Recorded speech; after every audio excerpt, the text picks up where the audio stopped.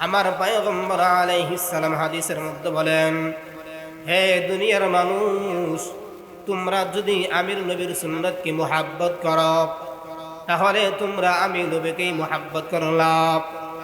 আর যদি আমি নবীকে মুহাব্বত করো, কাল কিয়ামতের দিন একাকার হইয়া আমি নবীর সাথে জান্নাতে থাকবা। মুসলমান ইমানদার আল্লাহর গোলাম, পয়গম্বর আলাইহিস সালামকে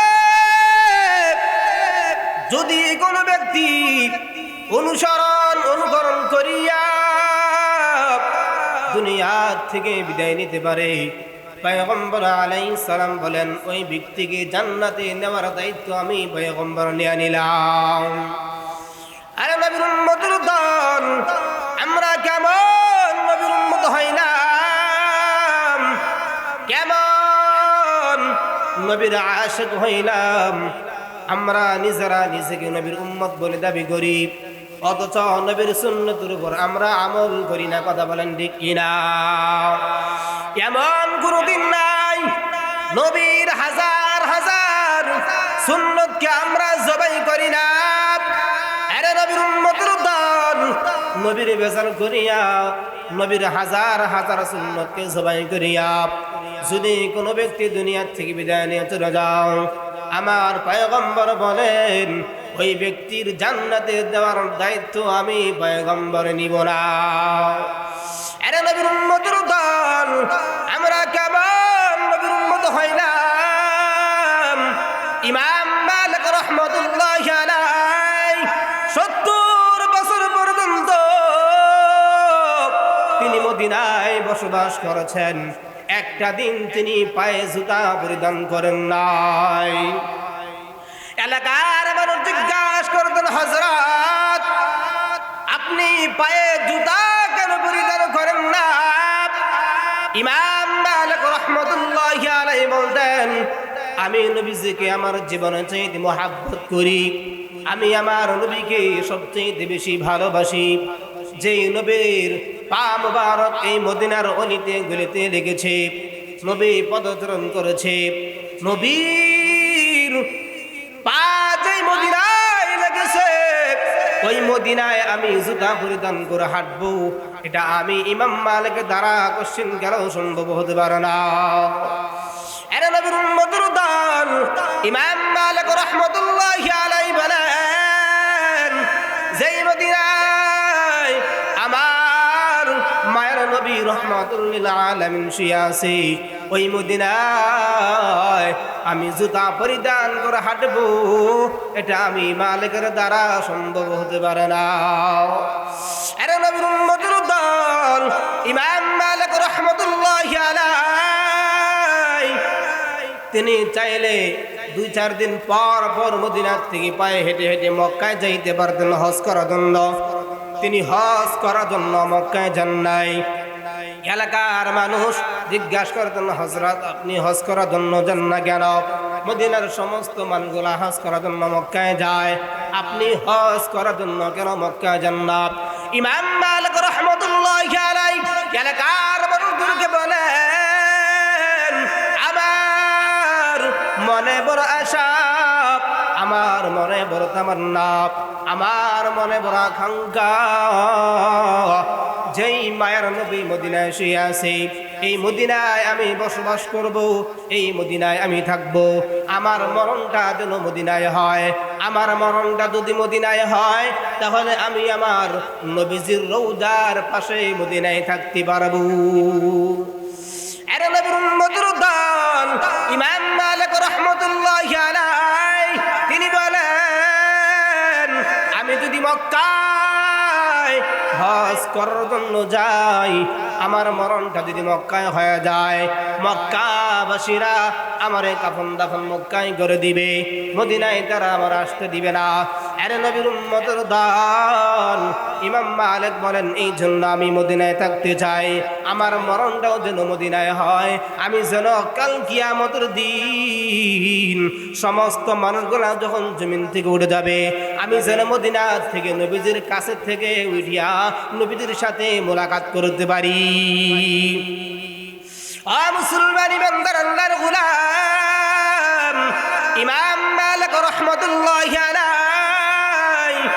বলেন আমি আর কতদিন দুনিয়ায় বেঁচে থাকবো, কতদিন পরে আমি আর দুনিয়ার থেকে বিদায় নিয়ে চলে যাব। এই টেনশনে ইমাম মালিক রাহমাতুল্লাহি আলাইহি পাগল পারা হয়ে যাইতেন। তিনি ভাবলেন আমার পয়গম্বরের সাথে আবার যদি কোনো সময় রাতের বেলায় মোলাকাত হয়ে যায়, আমি আমার নবীকে জিজ্ঞাসা করবো, ইয়া রাসূলুল্লাহ আমি আর কতদিন পরে দুনিয়ার থেকে বিদায় নিয়ে যাব। আরে নবীর উম্মতের দল, আল্লাহর কি কুদরত! ইমাম মালিক রাহমাতুল্লাহি আলাইহি রাতের বেলা ঘুমায়, ঘুমের মাধ্যমে আমার পয়গম্বর আলাইহিস সালাম ইমাম মালিকের সাথে মোলাকাত করেন। আরে নবীর উম্মতের দল, ইমাম মালিক রাহমাতুল্লাহি আলাইহি আমার নবীজিকে আন্দা দিয়া ধরে নবীজির সাথে কথোপকথন হওয়ার পর ইমাম মালিক রাহমাতুল্লাহি আলাইহি নবীজিকে জিজ্ঞাসা করলেন, ইয়া রাসূলুল্লাহ পয়গম্বর আমি আর কতদিন বেঁচে থাকব, আমি আর কতদিন পরে দুনিয়া থেকে চলে আসব? ও পয়গম্বর আর কতদিন পর আমি আপনার সাথে মোলাকাত করব, আমি আপনার সঙ্গী হব? আরে নবীর উম্মতের দল, ইমাম মালিক রাহমাতুল্লাহি আলাইহি কথা শুনিয়া পয়গম্বর হাতের 5টা আঙ্গুল দেখায়া পয়গম্বর চলে গেলেন, আর ইমাম মালিক ঘুম থেকে জাগ্রত হয়ে গেলেন। আরে নবীর উম্মতের দল, ইমাম মালিক রাহমাতুল্লাহি আলাইহি ঘুম থেকে জাগ্রত হয়া তিনি চিন্তায় পড়ে গেলেন। আমি নবীজিকে জিজ্ঞাসা করলাম আমি আর কতদিন পরে মারা যাব? আমার মায়ের নবী হাতের 5টা আঙ্গুল দেখাইয়া নবীজি চলে গেলেন। 5টা আঙ্গুল দ্বারা আমি তো কিছুই বুঝতে পারলাম না। ইমাম মালিক রাহমাতুল্লাহি আলাইহি তার শাগির্দকে ডাক দিলেন। শাগির্দকে ডাক দিয়ে বলেন, আমি তো রাতের বেলায় এমন একটা স্বপ্ন দেখলাম, এখন এই স্বপ্নের ব্যাখ্যাটা কি হতে পারে? শাগির্দ বলে, হযরত এই যুগের মধ্যে সবচেয়ে বড় একজন আলেম আছে, আমার মনে হয় তার কাছে আপনার স্বপ্নের কথাটা বললে মনে হয় তিনি ব্যাখ্যা দিতে পারবে। ইমাম মালিক রাহমাতুল্লাহি আলাইহি বলেন, সে আবার কে? তার শাগির্দ বলেন, তিনি হলেন মুহাম্মদ ইবনে সিরিন। আরে নবীর উম্মতের দল, পয়গম্বর আলাইহিস সালামের স্বপ্নের ব্যাখ্যা জানার জন্য ইমাম মালিক রাহমাতুল্লাহি আলাইহি তার শাগির্দকে পাঠায়া দিলেন মুহাম্মদ ইবনে সিরিনের কাছে। তার কাছে গিয়ে বললেন, হযরত আজকে রাতের বেলায় এমন একজন ব্যক্তি এমন একটা স্বপ্ন দেখেছে। আরে নবীর উম্মতের দল, মুহাম্মদ ইবনে সিরিন বলেন, এমন স্বপ্নটা কে দেখেছে তার নাম বলো। আর নবীর উম্মতের দল, শাগির্দ বলে, ওই আল্লাহর বান্দা তার নাম বলতে নিষেধ করেছে। মুহাম্মদ ইবনে সিরিন বলেন, নাম তো অবশ্যই বলতে হবে, কারণ নামের উপরে স্বপ্নের ব্যাখ্যা হবে, আমলের উপরে স্বপ্নের ব্যাখ্যা হবে। সে যদি ভালো হয় তাহলে তার স্বপ্নের ব্যাখ্যাটাও ভালো হবে, আর যদি মন্দ হয় তাহলে তার স্বপ্নের ব্যাখ্যাটাও মন্দ হবে। আরে নবীর উম্মতের দল, শাগির্দ বলে, তিনি তো নাম বলতে নিষেধ করেছেন। মুহাম্মদ ইবনে সিরিন বলেন, আমার আর বুঝতে বাকি নাই, এমন স্বপ্নটা ইমাম মালিক ছাড়া এই যুগে আর কেউ দেখতে পারে না। আরে নবীর উম্মতের দল, স্বপ্নের ব্যাখ্যা তিনি জানা দিলেন। পয়গম্বর আলাইহিস সালাম হাদিসের মধ্যে বলে গিয়েছেন, এই 5টা জিনিসের খবর একজন জানেন, চিল্লায় বলেন তিনি কি? আমার আল্লাহ রাব্বুল আলামিন পবিত্র কোরআনের মধ্যে বলেন, ইন্নাল্লাহা ইনদাহু ইলমুস সাআ ওয়া ইউনাজ্জিলুল গায়স ওয়া ইয়ালামু মা ফিল আরহাম ওয়া মা তাদরি নাফসুম মাযা তাকসিবু গাদা ওয়া মা তাদরি নাফসুম বিআইয়ি আরদিন তামুত। আরেকটু জোরে বলেন আল্লাহু আকবার। মুসলমান ইমানদার আল্লাহর গোলাম, আল্লাহ পাক রব্বুল আলামিন পবিত্র কোরআনের মধ্যে জানায়া দেন 5টা জিনিসের খবর একমাত্র আমি আল্লাহ তাআলা জানি। 1 নাম্বার, ইন্নাল্লাহা ইনদাহু ইলমুস সাআ, কিয়ামত কখন হবে এটা একমাত্র আমি আল্লাহ তাআলা জানি। ওয়া ইউনাজ্জিলুল গায়স, দুনিয়ার মধ্যে কখন বৃষ্টি হবে এটা একমাত্র আমি আল্লাহ তাআলা জানি। ওয়া ইয়ালামু মা ফিল আরহাম, মায়ের গর্ভে ছেলে সন্তান আছে নাকি মেয়ে সন্তান আছে এটা একমাত্র আমি আল্লাহ তাআলা জানি। ওয়া মা তাদরি নাফসুম মাযা তাকসিবু গাদা, আল্লাহ বলে বান্দা আগামীকালকে কি হবে, আগামীকালকে তুমি কি খাবা, আগামীকালকে কি করবা, এটা একমাত্র আমি আল্লাহ তাআলা জানি। ওমা তাদরি নাফসুম বিআইয়ি আরদিন তামুত, তুমি কখন কোথায় কিভাবে কোন অবস্থায় মৃত্যুবরণ করবা, এই পাঁচটা জিনিসের খবর একমাত্র আমি আল্লাহ তাআলা জানি। বলি সুবহানাল্লাহ। আরে নবীর উম্মতের দল ইমাম মালিক রাহমাতুল্লাহি আলাইহি তিনি জানতে চাইলেন তিনি আর কতদিন পরে দুনিয়া থেকে যাবেন। আরে নবীর উম্মতের দল আমার নবী জানিয়ে দিলেন পাঁচটার কথা। আমার আল্লাহ তাআলা কোরআনের মধ্যে বলে দিয়েছেন পাঁচটার কথা। এক নাম্বার হইল ইন্নাল্লাহা ইনদাহু ইলমুস সাআ, কিয়ামত কখন সংঘটিত হবে এটা একমাত্র একজন জানেন। চিল্লায়ে বলেন তিনি কি? কিয়ামত হবে কি হবে না সন্দেহ আছে নাকি? আল্লাহ তাআলা সূরা ওয়াকিআর মধ্যে বলেন ইযা ওয়াকাতিল ওয়াকিআ, যখন কিয়ামত সংঘটিত হইবে, কিয়ামত অবশ্যই অবশ্যই সংঘটিত হইবে। লাইসা লিওয়াকাতিহা কাযিবা, আল্লাহ তাআলা বলে বান্দা এটাকে তোমরা কেউ মিথ্যা বলতে পারবে না, এটাকে তোমরা কেউ অস্বীকার করতে পারবে না। আরে নবীর উম্মতের দল খাফিদাতুর রাফিআ, সেই দিন আল্লাহ তাআলা কাউকে সম্মানিত করবেন, আবার আল্লাহ তাআলা কাউকে অপমানিত করবেন। কথা বলেন ঠিক কিনা? আরে নবীর উম্মতের দল আল্লাহ তাআলা বলেন ইয়া আইয়ুহান নাসু তাকু রাব্বাকুম, আরে দুনিয়ার মানুষ আমি আল্লাহ তাআলাকে ভয় করো, কারণ ইন্না জালজালাতাস সাআতি শাইউন আযীম, কিয়ামতের আগে জমিনের মধ্যে একটা ভূমিকম্প হবে। এই ভূমিকম্পের মাধ্যমে আমি আল্লাহ তাআলা তামাম দুনিয়াটা ধ্বংস করে দিব। নবীর উম্মতের দল আল্লাহ তাআলা কুরআনের মধ্যে বলেন আমি আল্লাহ তাআলা দুনিয়ার মধ্যে কিয়ামতের আগে একটা ভূমিকম্প দিয়া তামাম দুনিয়াটা ধ্বংস করে দিব। কিসের মাধ্যমে ধ্বংস করবে জানো? আল্লাহ তাআলা কিয়ামত হওয়ার আগে কুরআনের মধ্যে বলেন ইযা যুলজিলাতিল আরদু জিলজালাহা, যখন জমিনের মধ্যে ভূমিকম্প শুরু হয়ে যাবে, জমিনটা আপন প্রকম্পে প্রকম্পিত হয়ে উঠবে। আরে নবীর উম্মতের দল ইযা যুলজিলাতিল আরদু জিলজালাহা, জমিনটা তার আপন প্রকম্পে প্রকম্পিত হয়ে উঠবে, জমিনের মধ্যে ভূমিকম্প শুরু হয়ে যাবে, গোটা তামাম পৃথিবীর জমিনটা থরথর করে কাঁপন শুরু করে দিবে। কখন জানো? আল্লাহ পাক রব্বুল আলামিন ইসরাফিল আলাইহিস সালামকে সৃষ্টি করেছেন একমাত্র সিংহার মধ্যে ফু দেওয়ার জন্য। নবীর উম্মতের দল আল্লাহ পাক রব্বুল আলামিন ইসরাফিল আলাইহিস সালামকে পজিশন মতে হাতে মুখের মধ্যে সিংহ লয়া আল্লাহ তাআলা তাকে দাঁড় করায় রাখছেন। আল্লাহ তাআলা যখন ইসরাফিল আলাইহিস সালামকে অর্ডার করবেন, ইসরাফিল আলাইহিস সালাম অর্ডার পাওয়ার সাথে সাথেই বাঁশির মধ্যে একটা ফু দিবেন। একটা ফুর কারণে তামাম পৃথিবীর সমস্ত জমিন আপন প্রকম্পে প্রকম্পিত হইয়া জমিনটা থরথর করে কাঁপন শুরু করে দিবি। ইসরাফিল আলাইহিস সালামকে আল্লাহ তাআলা সৃষ্টি করেছেন একমাত্র বাঁশিতে ফু দেওয়ার জন্য। ইসরাফিল আলাইহিস সালাম যেই বাঁশিতে ফু দিবেন, আচ্ছা তার আগে একটু বুঝেন, এই যে আমরা বাঁশি ফুয়াই না, বাঁশির যে মুখে ফু দেই ওই মুখটা বড় নাকি সামনের অংশটুকু বড়? সামনের অংশটুকু বড়, তাই না? যেখানে অংশটুকু ছোট। ইসরাফিল আলাইহিস সালাম যেই বাঁশিতে ফু দিবেন, বাঁশির যে মুখে ফু দিবেন ওই মুখে 12টা ছিদ্র আছে। কয়টা? আমরা যে বাঁশি ফুয়াই এখানে মাত্র একটা ছিদ্র, তাই না? ইসরাফিল আলাইহিস সালাম যে বাঁশির মধ্যে ফু দিবেন ওই বাঁশির মুখের মধ্যে 12টা ছিদ্র আছে। এক একটা ছিদ্র কত বড় জানেন? 7 আসমান 7 জমিন একত্র করে যদি একটা ছিদ্রের ভিতর দিয়ে ঢুকাই দেওয়া হয় ওই বাঁশি টের পাবে না।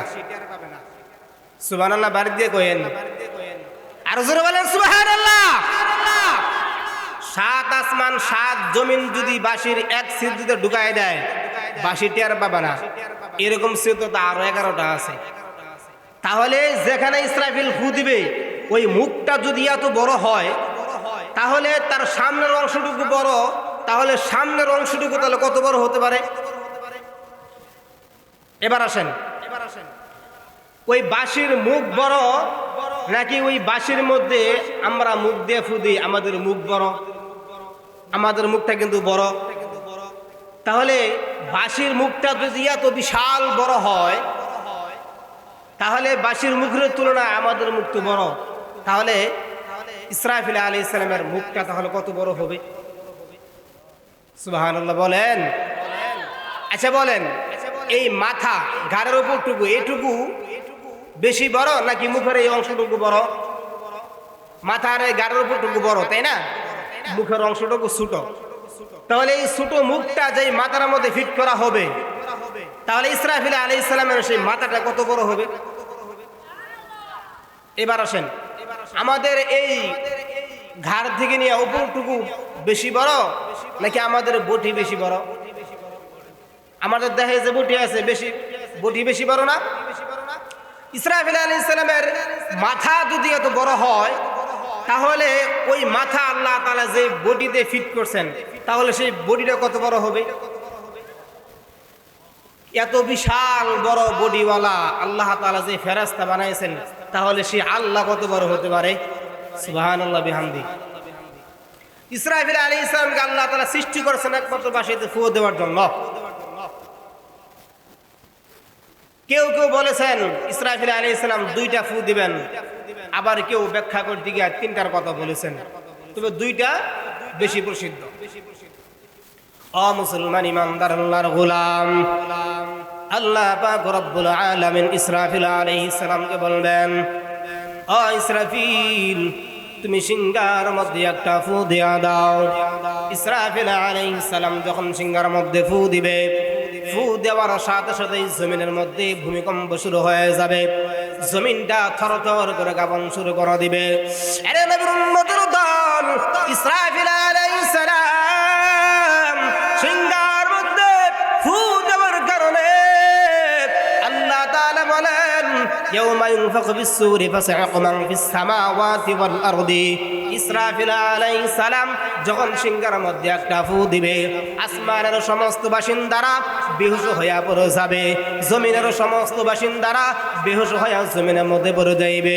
আরে নবীর উম্মতের দল, আল্লাহ পাক রব্বুল আলামিন সূরা ওয়াকিআর মধ্যে বলেন ইদা রুজ্জাতিল আরদু রাজ্জা, এই জমিনের মধ্যে ভূমিকম্প শুরু হয়ে যাবে, জমিনটা থরথর করে কাঁপবে, জমিনটা ধ্বংস হয়ে যাবে।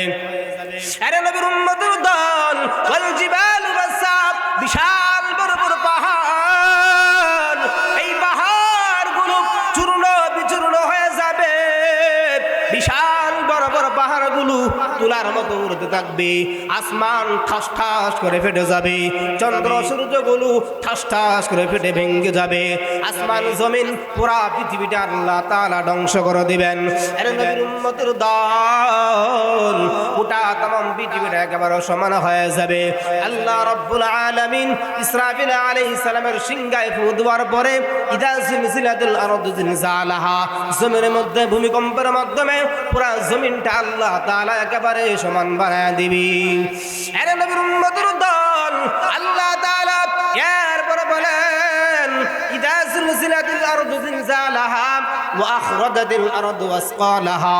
আরে নবীর উম্মতের দল, আল্লাহ তাআলা এই গোটা পৃথিবীর জমিনকে বলবে, আরে জমিন তোমার মধ্যে যতগুলা বোঝা আছে সমস্ত বোঝাগুলো তুমি বের করে দাও, তোমার মধ্যে যত খনিজ সম্পদ আছে সমস্ত খনিজ সম্পদ তুমি বের করে দাও, তোমার মধ্যে যত মরদেহ লাশ আছে সমস্ত মরদেহ লাশগুলো তুমি বের করে দাও।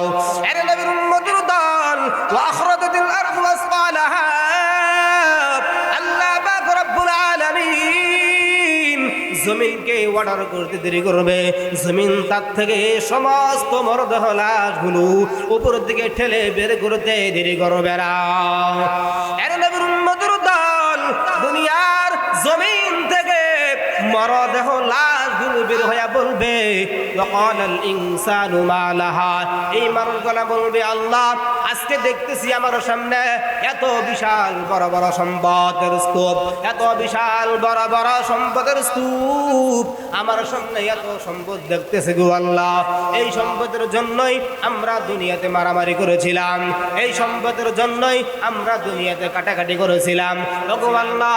এই সম্পদের জন্যই আমরা মা বাবার গায়ে হাত তুলেছি, এই সম্পদের জন্যই আমরা ভাই বোনের গায়ে হাত তুলেছি, এই সম্পদের জন্যই আত্মীয় স্বজনের উপরে হাত তুলেছি, এই সম্পদের জন্যই আমি আত্মীয় স্বজন থেকে ছিন্ন বিচ্ছিন্ন হয়ে গেছি।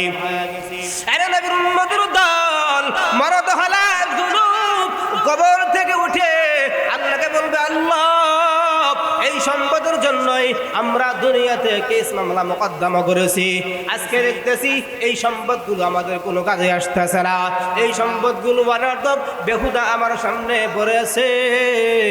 এইরকম ভাবে মানুষ কবর থেকে উঠিয়ে আল্লাহর কাছে বলতে থাকবে।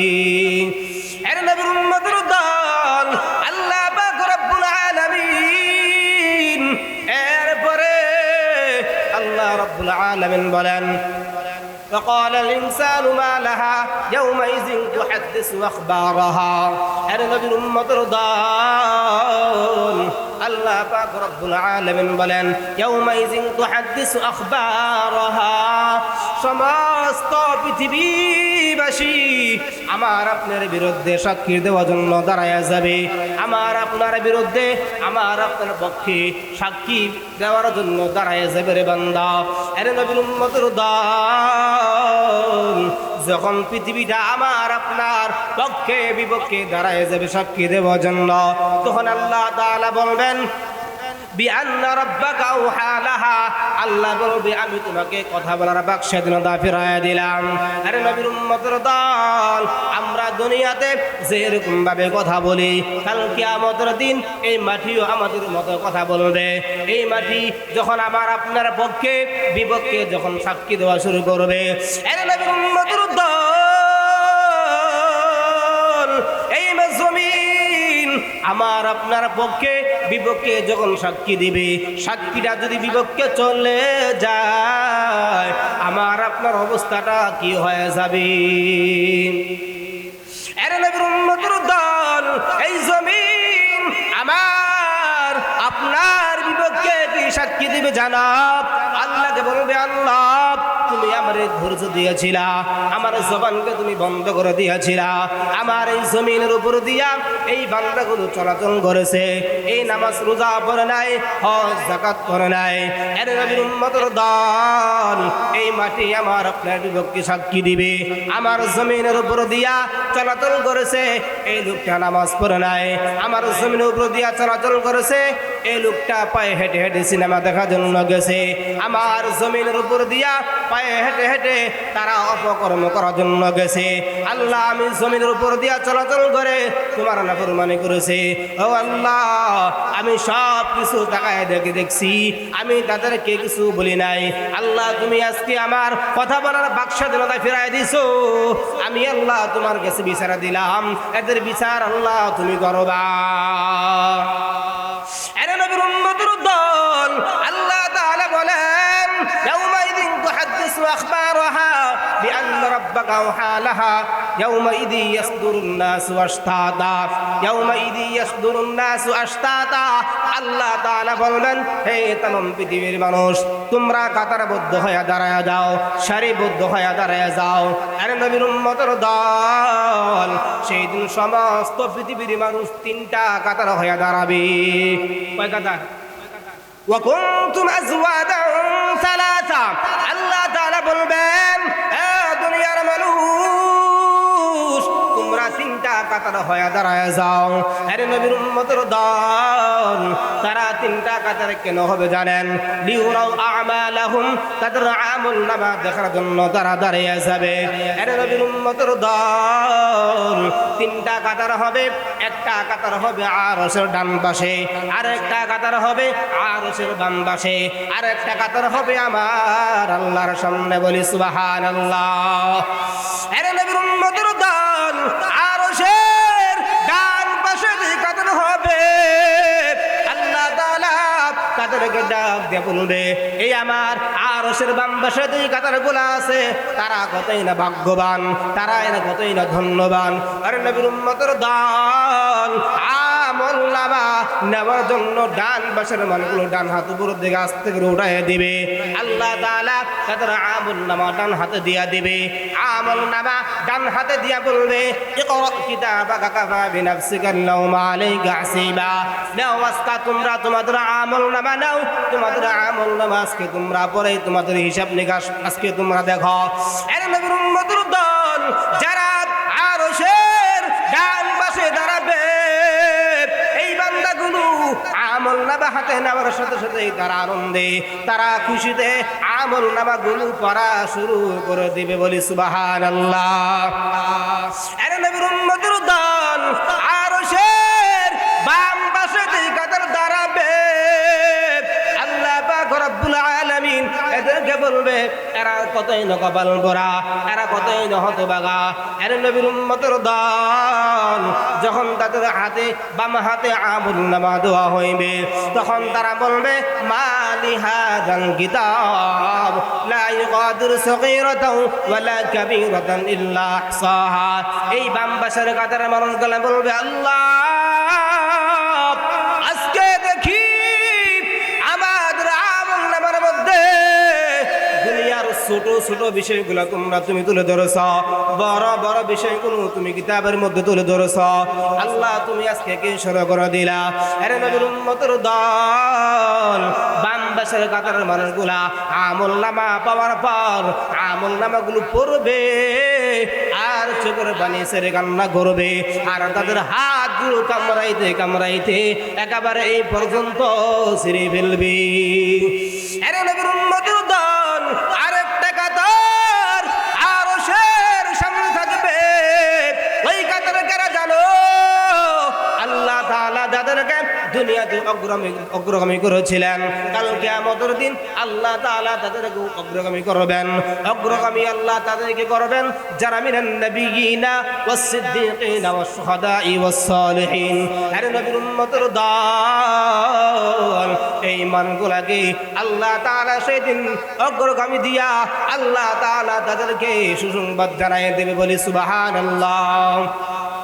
আরে নবীর উম্মতের দল আল্লাহ পাক রব্বুল আলামিন বলেন, ইয়াউমাইযি ইয়াসদুরুন নাসু আশতাতান লিউরাউ আ'মালাহুম ফামান ইয়া'মাল মিসকালা যাররাতিন খায়রান ইয়ারা। আরে নবীর উম্মতের দল আল্লাহ তাআলা কোরআনের মধ্যে বলেন, দুনিয়া থেকে তোমরা যদি যাররা পরিমাণ ভালো কাজ করো, আমি আল্লাহ তাআলা তোমাদের আমল নামার মধ্যে উঠায়া রাখব। আরে নবীর উম্মতের দল আর যদি আমাল মিসকালা যাররাতিন শাররান ইয়ারা, যাররা পরিমাণ যদি তোমরা খারাপ কাজ করে থাকো, সেটা আমি আল্লাহ তাআলা তোমাদের আমল নামার মধ্যে তুলে রাখবো। আরে নবীর উম্মতের দল আমল নামাটা কেমন হবে জানো? আমল নামা হবে এখান থেকে সামনের দিকে তাকাইলে তোমার আমার চোখের দৃষ্টি যত দূর পর্যন্ত যাইবে, ওই দূর পর্যন্ত একটা ভলিউম বিশিষ্ট বই থাকবে। ওখান থেকে আবার সামনের দিকে তাকাইলে যত দূর পর্যন্ত দেখা যাবে, ওই দূর পর্যন্ত আরেকটা ভলিউম বিশিষ্ট বই থাকবে। আল্লাহ তাআলা বলেন, এইরকম ৯৯টা ভলিউম বিশিষ্ট আমল নামা আমি আল্লাহ তাআলা কাল কিয়ামতের দিন তোমার সামনে হাজির করে দিব। আরে নবীর উম্মতের দল আল্লাহ রাব্বুল আলামিন বলেন, হে দুনিয়ার মানুষ, তোমরা ঈমান নিয়ে তারপরে কও দুনিয়ার থেকে আইসো, কারণ আমি আল্লাহ তাআলার ধরা বড় শক্ত ধরের বান্দা। এর নবীর উম্মতের দল যখন কিয়ামত শুরু হয়ে যাইবে বান্দা, আল্লাহ তাআলা বলেন এই সূর্য একেবারে মাথার নিকটে চলে আসবে। কথা বলেন ঠিক কিনা? এর নবীর উম্মতের দল সূর্যের গরমের কারণে মাথার মগজগুলো টকবক টকবক করে তো থাকবে রে বান্দা। মাথার মগজগুলো কান দিয়া বেবে পড়বে, মাথার মগজগুলো সূর্যের গরমের কারণে চোখ দিয়া বয়া বয়া পড়বে। এর নবীর উম্মতের দল সূর্যের গরমের কারণে মাথার মগজগুলো মুখ দিয়া বেয়ে বেয়ে পড়বে। এর নবীর উম্মতের দল সূর্য একেবারে মাথার নিকটে চলে আসবে। গরমের কারণে মানুষের শরীরের ঘামগুলো পড়িয়া একেবারে মানুষ হাঁটু পর্যন্ত, আবার কেউ বলে মাজা পর্যন্ত, আবার কেউ বলেন একেবারে থুতি পর্যন্ত ঘামের মধ্যে মানুষ হাবুডুবু খাইবে। আরে নবীর উম্মতের দল, সেই দিন মানুষ পাগল পারা হয়ে দৌড়াবে, মানুষ ছুটাছুটি করবে। আল্লাহ তাআলাকে বলবে ফেরেশতারা, আল্লাহ তাআলাকে বলবে আল্লাহ এই যে মানগুলা দৌড়াদৌড়ি করতেছে, এই যে মানগুলা ছুটাছুটি করতেছে, এরা পাগল নাকি, এরা মাতাল নাকি, এরা নেশা করেছে কিনা? আল্লাহ তাআলা বলবে না না, এরা পাগল না, এরা মাতাল না, এরা নেশাও করে নাই। আমি আল্লাহ তাআলার দ্বারা বড় শক্ত দ্বারা আমি আল্লাহ তাআলা এদেরকে শক্ত কঠিন ভাবে ধরে আমি আল্লাহ তাদের জন্য আযাবের ব্যবস্থা করে রেখে দিয়েছি। বলি নাউযুবিল্লাহ। আরে নবীর উম্মতের দল, মাদারীপুর এলাকার মানুষ, দিলের গান্ডা লাগায় শুনো, পর্দার আড়ার আম্মা জানেরা, দিলের গান্ডা লাগায় শুনো, গর্ভবতী মা পেট থেকে সন্তান গর্ভপাত হয়ে যাবে, মাটার বাইবেনা দুগ্ধবতীর মার সন্তান পরে যাবে, দুগ্ধবতী মাঠের পাইবেনের বান্দা। এর নবীর উম্মতের দল, সেই দিন জাহান্নাম বলবে হাল মিন মাজিদ, আল্লাহ তুমি আমাকে আরো দাও। এর নবীর উম্মতের দল, 70 হাজার ফেরেশতা জাহান্নামীকে জাহান্নামের শিকল দিয়ে বেঁধে টেনে ধরবে, জাহান্নামকে ফিরাইতে পারবে না। জাহান্নাম বলবে আল্লাহ হাল মিন মাজিদ, হাল মিন মাজিদ, আল্লাহ তুমি আমাকে আরো লাগবে। আরে নবীর উম্মতের দল, দুনিয়া থেকে যদি আমরা ঈমান আমল না নিয়ে যেতে পারি, আমাদের জাহান্নামে যাইতে হবে। কথা বলেন ঠিক কিনা? আরে নবীর উম্মতের দল, ঈমানের বড় দাম, ঈমানের বড় দাম। আল্লাহ পাক রব্বুল আলামিন বলেন ইন্নাল্লাযীনা আমানু ওয়া আমিলুস সালিহাতি কানাত লাহুম জান্নাতুল ফিরদাউস নুজুলা। আরে নবীর উম্মতের দল, আল্লাহ তাআলা বলেন যারা ঈমান আনবে, ঈমান আনার পরে নেক আমল করবে, আমি আল্লাহ তাআলা খুশি হইয়া ওই সমস্ত বান্দাদেরকে জান্নাতুল ফিরদাউস দান করব। আরে নবীর উম্মত আশিকের দল, পয়গম্বর হাদিস শরীফের মধ্যে বলেন ঈমান আনার পরে কোন ব্যক্তি যদি নেক আমল করে, আল্লাহ তাআলা ওই ব্যক্তিকে 5টা পুরস্কারে পুরস্কৃত করবেন। কয়টা? 5টা পুরস্কারে পুরস্কৃত করবেন। পয়গম্বর বলেন যদি কোনো ব্যক্তি ঈমান আনার পরে নেক আমল করে, আল্লাহ পাক রব্বুল আলামিন তাকে 1 নম্বরে পুরস্কার দিবেন, তার চেহারাটা সুন্দর বানায় দিবে। বলি সুবহানাল্লাহ। এরা নবীর উম্মত আশিকের দল, মাদারীপুর এলাকার মানুষ, দিলের গান্ডা লাগাই শুনো, টাকা পয়সা খরচ করিয়া আমরা বিউটি পার্লার যাই আমাদের চেহারাকে সুন্দর করার জন্য। অথচ বিউটি পার্লার দুনিয়ায় আসার আগে আমার পয়গম্বর হাদিস শরীফের মধ্যে বলে গিয়েছেন, ঈমান আনার পরে তোমরা যদি নেক আমল করতে পারো, নেক আমলের বিনিময় আল্লাহ তোমাদের চেহারা সুন্দর করে দিবে।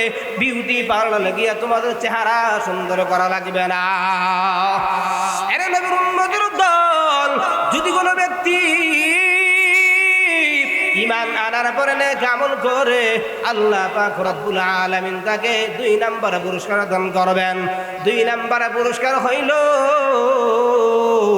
আল্লাহ পাক রব্বুল আলামিন তার কলবের ভিতরে নূর দান করবেন।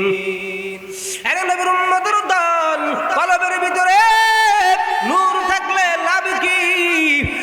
নবীর উম্মতের দল, আমার আপনার কলবের ভিতরে যদি নূর থাকে, আমরা যত বেশি নামাজ পড়তে যাইব, আমাদের আরো বেশি বেশি নামাজ পড়তে মনে চাইবে।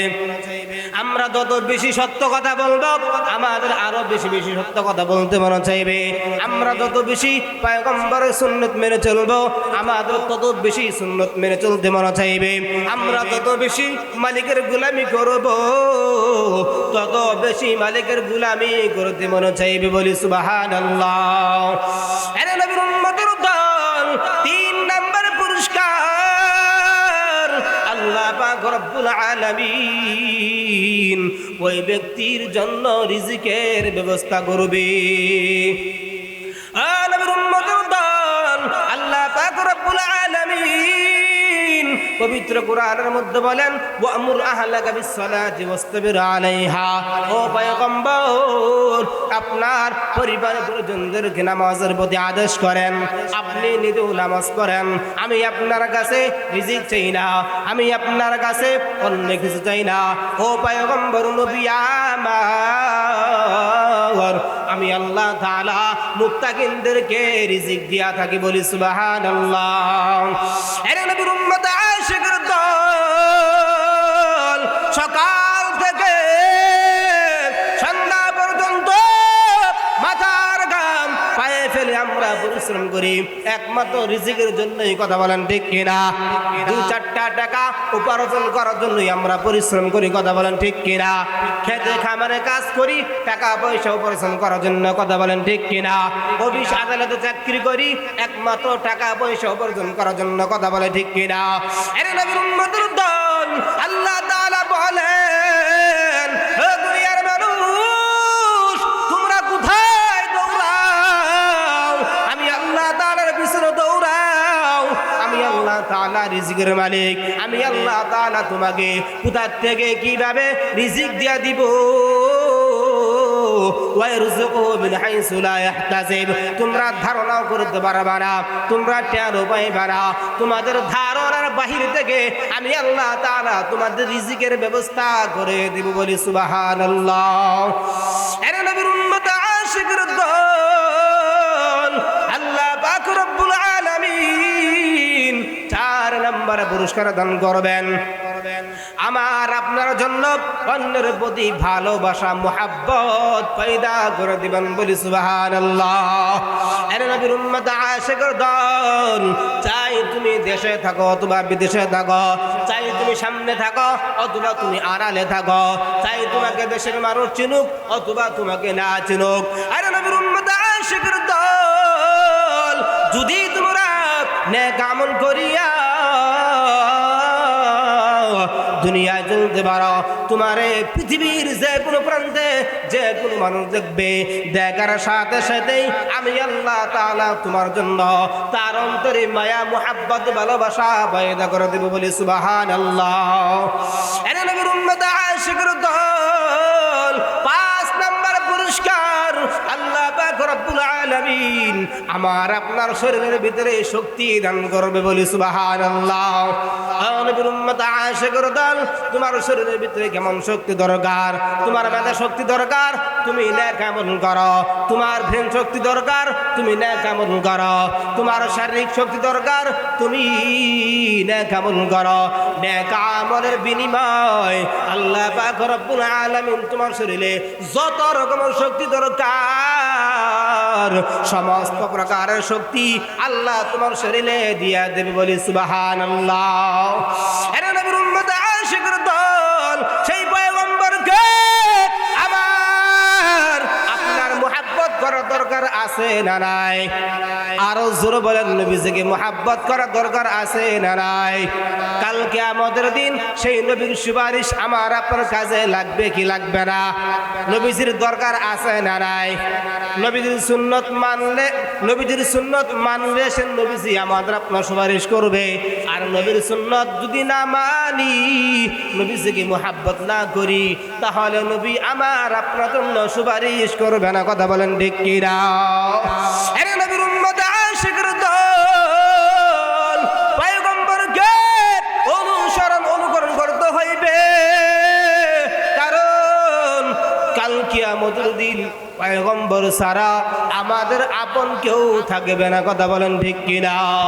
ও মাদারীপুর এলাকার মানুষ, তুমি যদি সত্যিকার অর্থে একজন আশিক রাসূল হতে চাও, সত্যিকার অর্থেই তুমি যদি একজন খাঁটি নবীর উম্মত হতে চাও, তাহলে অবশ্যই তোমার নবীজিকে অনুকরণ করতে হবে, কথা বলেন ঠিক কিনা? আরে নবীর উম্মতের দল, আমার নবীর মাথা থেকে নিয়ে পায়ের পাতা পর্যন্ত যতগুলা সুন্নত ছিল, ওই সুন্নত গুলা যদি আমার আপনার ভিতরে থাকে, তাহলে একমাত্র একমাত্র নবীর আদর্শের উপরে এক মানা চলা সহজ, কথা বলেন ঠিক কিনা? আরে নবীর উম্মত আশিকর দল, আবার মায়ার নবীর মাথার চুল ছিল 3 তরিকায়। তুমি আমি যদি খাঁটি নবীর উম্মত হতে চাই, নবীর সুপারিশ যদি আমরা চাই, তাহলে অবশ্যই অবশ্যই আমাদের মাথার চুল 3 তরিকার 1 তরিকায় থাকতে হবে, কথা বলেন ঠিক কিনা? আরে নবীর উম্মতের দল, তুমি যদি খাঁটি নবীর উম্মত হতে চাও, আমার নবীর গালে দাড়ি ছিল, তোমার গালেও দাড়ি রাখতে হইবে। তুমি যদি খাঁটি নবীর উম্মত হতে চাও, আমার নবীর মাথায় টুপি ছিল, তোমার মাথাও টুপি পরিধান করতে হইবে। ও মাদারীপুর এলাকার মানুষ, দিলের কান্ডালে শুনো, তুমি যদি সত্যিকার অর্থে একজন নবীর আদর্শবান হতে যাও, আমার নবী মিসওয়াক করতেন, তোমারও মিসওয়াক করতে হইবে। আমার নবী জীবনে কোনোদিন একটা মিথ্যা কথা বলে নাই, তুমিও জীবনে কোনোদিন মিথ্যা কথা বলতে পারবে না। আমার নবী কোনোদিন কাউকে গালিগুলোজ করে নাই, তুমিও কাউকে কোনোদিন গালিগুলোজ করতে পারবে না। আমার নবী কারো প্রতি কোনো সময় বিরক্ত হন নাই, সবাইকে দিল থেকে মুহাব্বত করেছেন, দিল থেকে ভালোবাসেছেন। তুমি যদি সত্যিকার অর্থে একজন নবীর আশিক হতে চাও, একজন নবীর খাঁটি উম্মত হতে চাও, নবীর সুপারিশ যদি চাও, সবার প্রতি তোমার মিল মুহাব্বত ভালোবাসা থাকতে হবে, কথা বলেন ঠিক কিনা? আরে নবীর উম্মত আশিকের দল, আমার পয়গম্বর রাতের বেলায় যখন ঘুমাইতে গিয়েছেন, আমার মায়ার নবী ডান কাতে শুয়ে ঘুমাইছেন। ঘুমের সময় আমার মায়ার নবী দোয়া পড়েছেন, আল্লাহুম্মা বিসমিকা আমুতু ওয়া আহইয়া। তুমি যদি আমার নবীর খাঁটি আশিক হতে চাও, তুমি যদি খাঁটি নবীর উম্মত হতে চাও, তাহলে ঘুমার সময় তোমারও দোয়া পড়তে হইবে। আমার নবী ঘুম থেকে উঠে নবী দোয়া পড়েছেন, আলহামদুলিল্লাহিল্লাযী আহইয়ানা বা'দা মা আমাতানা ওয়া ইলাইহিন নুশুর। তুমি যদি নবীর আদর্শ মানতে চাও, নবীর সুপারিশ তুমি যদি পেতে যাও, আরে নবীর উম্মত আশিকের দল, ঘুম থেকে উঠে তোমার দোয়া পড়তে হইবে। আমার নবী ঘুম থেকে উঠে সর্বপ্রথম 2 হাত ভালোভাবে দৌত করেছেন। তুমি যদি নবীর খাঁটি উম্মত হতে চাও, ঘুম থেকে উঠে সর্বপ্রথম তোমার 2টা হাত ভালোভাবে দইতে হবে, কথা বলেন ঠিক কিনা? আরে নবীর উম্মত আশিকের দল, আমার মায়ার নবী রাহমাতুল লিল আলামিন, যখন তিনি রাষ্ট্র পরিচালনা করেছেন, রাষ্ট্র পরিচালনা করার ক্ষেত্রে তিনি কোন দেশের দায়িত্বশীলদেরকে কোনোদিন কষ্ট দেয় নাই। তুমি যদি খাঁটি নবীর উম্মত হতে চাও, রাষ্ট্র পরিচালনা করবা, করো, ভালো কথা, কোনো সমস্যা নাই, কিন্তু দেশের কোনো দায়িত্বশীলের উপরে কষ্ট দেওয়া যাবে না। আমার নবী কারো উপর কোনোদিন জুলুম করে নাই, তুমিও কোনোদিন জুলুম করতে পারবা না। আমার মায়ের নবী রাষ্ট্র পরিচালনা করার ক্ষেত্রে 1 টাকা কোনোদিন দুর্নীতি করে নাই। তুমি যদি খাঁটি নবীর উম্মত হতে চাও, রাষ্ট্র পরিচালনা করার ক্ষেত্রে 1 টাকাও দুর্নীতি করবে না। আরে নবীর উম্মত আশিকের দল, আমার নবী দেশ থেকে 1 টাকাও বিদেশে প্রচার করে নাই। তুমি যদি খাঁটি নবীর উম্মত হতে চাও, দেশ থেকে 1 টাকারও তুমি প্রচার করিও। আশিকের দল, আমার মায়ার নবী দেশ থেকে টাকা পয়সা ধন সম্পদ, দেশের সম্পদ বিদেশে প্রচার করিয়া আমার নবী কোনদিন বাড়ি ঘর করে নাই। তুমি যদি খাঁটি নবীর উম্মত হতে চাও, দেশ থেকে টাকা প্রচার করিয়া বেগম পাড়ায় কোনদিন বাড়ি করিও না, কথা বলেন ঠিক কিনা? আরে নবীর উম্মত আশিকের দল, ওই নবীর সুপারিশ আমাদের অবশ্যই অবশ্যই লাগবে রে বান্দা। ওই নবী যদি আমাদের সুপারিশ না করে, আমাদের জান্নাতে যাওয়া কঠিন হয়ে যাবে, কথা বলেন ঠিক কিনা? আরে নবীর উম্মত আশিকের দল, মাদারীপুর এলাকার মানুষ, পর্দার আড়ালের মা ও বোনেরা, দিলের কান্ডা লাগায় শোনার বান্দা, দিলের কান্ডা লাগায় শোনার বান্দি। আমরা এই দুনিয়ায় এক সময় ছিলাম না, এখন আছি, আবার এই দুনিয়ার থেকে এক সময় বিদায় নিয়ে চলে যাইতে হবে, কথা বলেন ঠিক কিনা? আরে নবীর উম্মত আশিকের দল, আল্লাহ পাক রব্বুল আলামিন কোরআনের মধ্যে বলেন, ওয়ামাল হায়াতুদ দুনিয়া ইল্লা মাতাউল গুরুর। আরে একটু জোরে বলেন আল্লাহু আকবার। দুনিয়ার মানুষ, আমার আল্লাহ পাক রব্বুল আলামিন পবিত্র কুরআনের মধ্যে বলেন, এই দুনিয়ার দাম আমি আল্লাহ তাআলার কাছে নাই, এই দুনিয়ার দাম আমি আল্লাহ তাআলার কাছে একেবারে নাই রে বান্দা।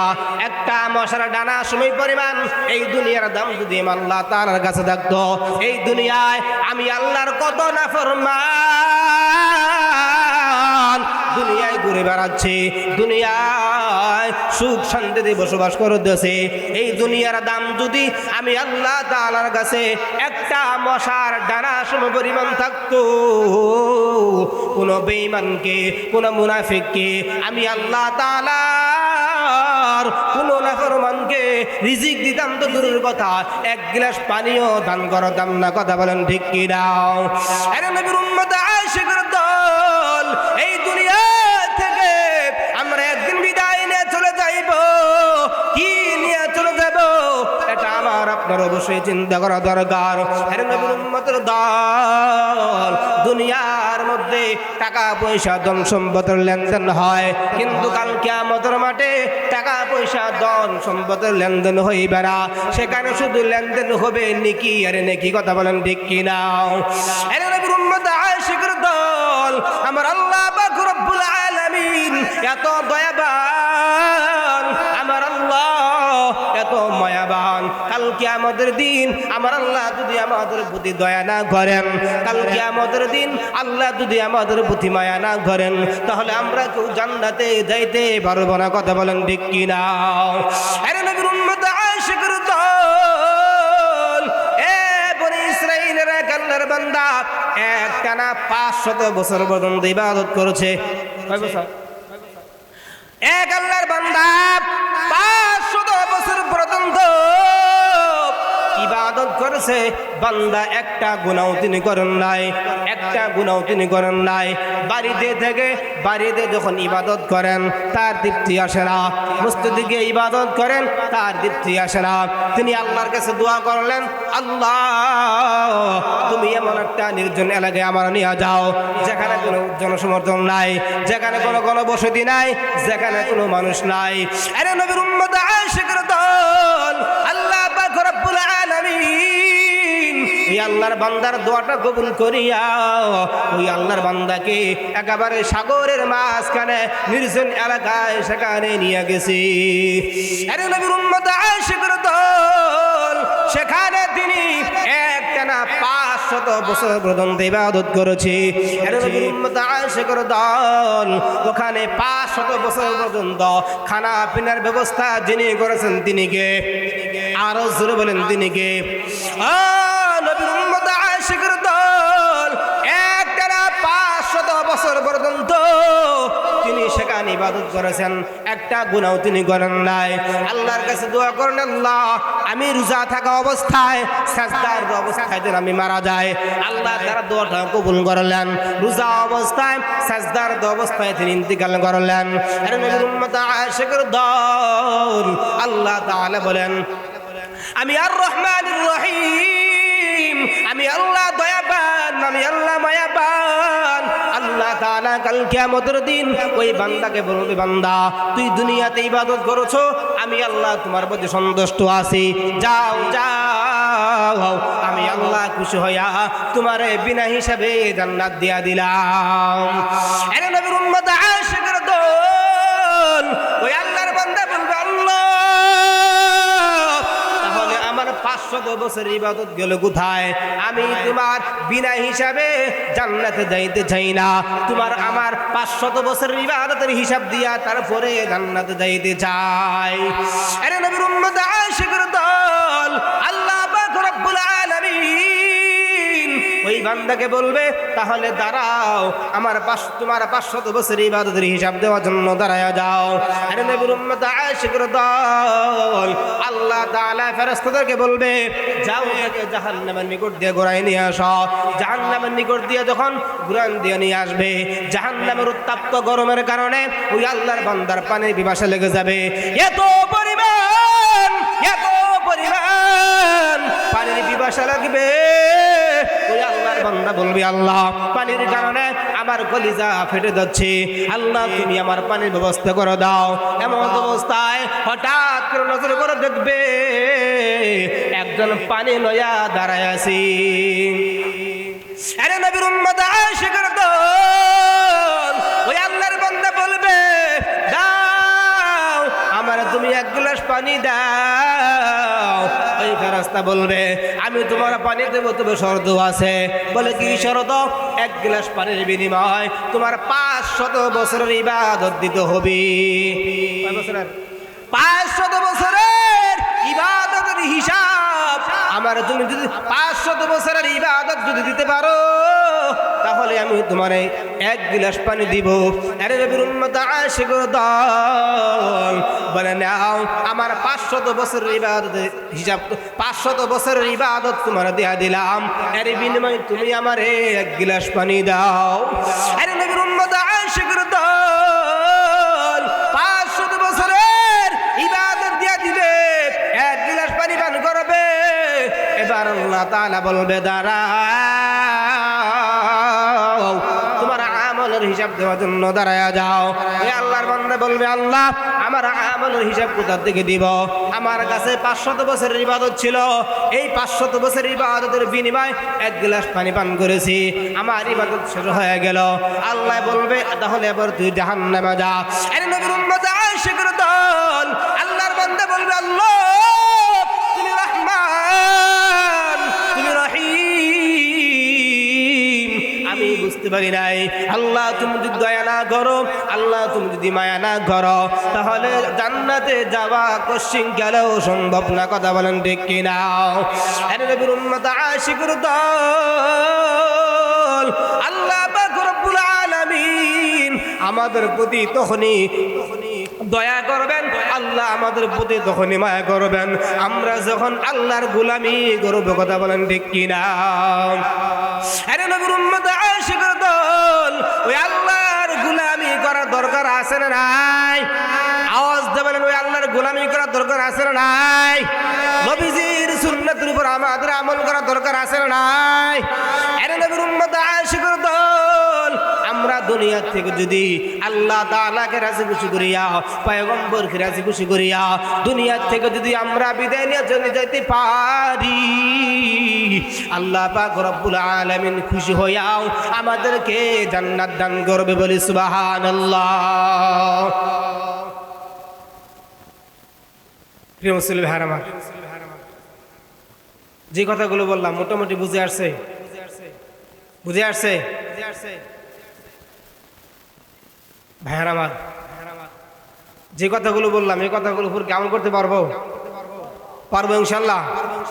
হ্যাঁ, যদি আমল করতে পারি আলহামদুলিল্লাহ। হ্যাঁ, আমাদের আজকের প্রধান অতিথি, প্রধান মেহমান এসে পড়ছেন। হুজুর অনেক দূর থেকে কষ্ট করে আসছে। হুজুরকে বসাই থেকে আমি আর সামনের দিকে অগ্রসর হতে চাচ্ছি না। সর্বোপরি আমি আপনাদের কাছে দোয়া চাই, দোয়া করবেন আল্লাহ তাআলা যেন কণ্ঠ স্বাস্থ্য ভালো রাখে। আমাদের বিভিন্ন সময় বিভিন্ন জায়গায় সফর করতে হয়, আল্লাহ তাআলা যেন সেই সফরগুলো নিরাপদ করে দেয়। বলে আমিন। হুজুর আসছে অনেক দূর থেকে, আমি আসছি অনেক দূর থেকে। বিশেষ করে সারা বাংলাদেশে যে সমস্ত উলামা ইকরামরা ওয়াজের মাধ্যমে দিন ইসলাম প্রচার করতেছে, সবার জন্য দোয়া করবেন, আল্লাহ তাআলা সবার জন্য নিরাপদ করে দেয়। বলে আমিন। ওয়া আখিরু দাওয়ানা আলহামদুলিল্লাহি রাব্বিল আলামিন। আসসালামু আলাইকুম।